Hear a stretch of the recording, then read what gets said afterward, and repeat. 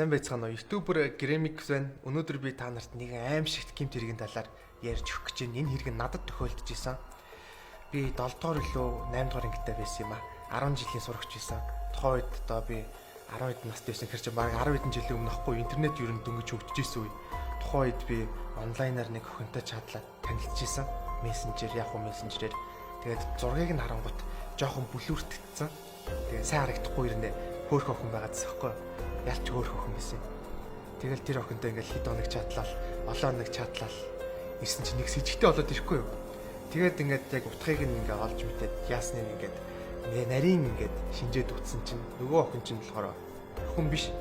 Зүгээр хөрх охины зургийг тавьцаа тийм хаяг байсан. Тэгээд би тэрийг тэр охин гэж бодоод итгээд ингээ чадалсан байхгүй юу. Тэгээд тэрийг олж мэдчихээд дараа нь бүр ингээ яасан юмас ингээ бодоодсэн чинь тэр нь манай ангийн хүүхэд бүр ингээ манай найз болж таарсан аз болоход тэгээд яг энэ үйл явдал бол 2022 онд одоо бүр 10 жилийн дараа бүр гэмт хэргийн чанартай болчиход байгаа юм байна сүүлийн үед. Тухайн үед яг хөө тэгэл инээлтэд өнгөрчдөг. Одоо бол энэ бол тийм инээдэн биш бүр гэмт хэрэг болчиход байгаа юм байна. За яг яадаг вэ гэх юм бол одоо ингээд нэг танихгүй хүн эсвэл ингээд зураг нь байсан ч гэсэн ингээд хуурамч аккаунт байх магадaltaй хүмүүс хүүхдүүдтэй ялангуяа ингээд чатлж байгаа юм байна л та. Чатлаад ингээд танилцаад ингээд мэдээллийг ингээд агуун заяа. Энэ бол ихний алхам. Та хэд мэдээлэл өгчлөхгүй заяа. Мэдээллийн нөгөө гарууд чи авчин. Тэнгүүтээ үргэлжлүүлж чатлаад ингээд бүр та нарын найз шиг болчин заяа. Бүр ингээд олон хоног чатлнаад идэр чи бараг ингээд 7 хоногоос сарын хугацаанд ингээд чатлаа л заяа. Тэгээд та хэд ингээд бүр итгэн штэ. За энэ бол батгаад хүн энэ бол манай найз зэрэгэл ботцсон байжингууд нөгөөдөл чи яг та нарын эмзэг мэдээллийг аван заяа. Эмзэг мэдээллийг авангуудаа тэрий чин тэгэхгүй сургуульд чинь зарлаа шүү. Тэгэхгүй тхийн оронд надад мөнгө өг ингээ сүрдүүлж эхэлдэг заяа. За энэ бол тэгтээ зүгээр нэг жишээ. Тэрнээс гаднаас нөгөө гарууд чинь та нартаас уулзъя гэж эхэлсэн заяа.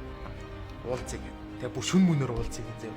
Тэнгүүт энэ бол яг болохгүй. Энэ бол бүр ингээд с ิจ гтэй үйлдэл болж байгаа байхгүй. Уулзсны дараа янз янз юм болно. Одоо бүр ингээд амар юм болно заяа. Тийм болохоор хэрвээ та бүхэн онлайнаар хүнтэй танилцлаа гэж бодъё. За бүр ингэ танилцаж болохгүй уг нь зөө. За бүр яалчгүй танилцлаа. Тэнгүүд ингэ ээж авдаа юм уу эцэг ихтэй хэлэх хэрэгтэй байхгүй. Ингээд нэг хүүхдэд танилцсан юм аа ийм хүүхдтэйгээ уулзах чагаа ч юм уу те. Тэнгүүд ээж авч ингэ анхаарал за ингэ ийм болж байгаа юм ингэ мэдээд авчин. За тэгээд ээж автайгаа хамт очиж ингэ эхний удаа хамт очиж уулздаг ч юм уу те. За тэгэхээр ер нь уулзах шаардлага байхгүй те. Ер нь онлайнаар чатлсан ингэ ер нь онлайнаар танилцсан хүмүүс ер нь бүтэхгүй л юм да. Ер нь л эвгүүтэй тэгээд иймэрхүү төрлийн гэмт хэрэгүүд аюу их гарч байгаа юм байна. Тэгээд ялангуяа энэ гэмт хэрэгүүд нь бүр бага насны заяа одоо нэг 10-аас 13 насны ч юм уу те тиймэрхүү хүүхдүүдийн донд аюу их гарч байгаа юм байна. Тэгээд хэрвээ нэг иймэрхүү та одоо энэ бичлэг үзээд за надад нэг чатлаад байгаа нэг хүн байгаа гэж бодох юм бол яг одоо эцэг ихтэй хэлээрээ тэгээд тэггүй бол дараа нь ингээ асуулт орсны дараа хүүхдүүд айгу тэрийг гэмт хэрэг болсны дараа тэрийг хэлэхээр бүр ингээ тамгийн болоод өнгөрцөн. Тэрнээс болоо хүүхдүүд амин орлох ч юм уу эсвэл ялгуурлан гадуурх гэх тиймэрхүү хэрэгүүд аюу гарч байгаа юм байна. Тийм болохоор та бүхэн иймэрхүү хэрэгүүдээс зөвлөсөн сэргийлээрэй.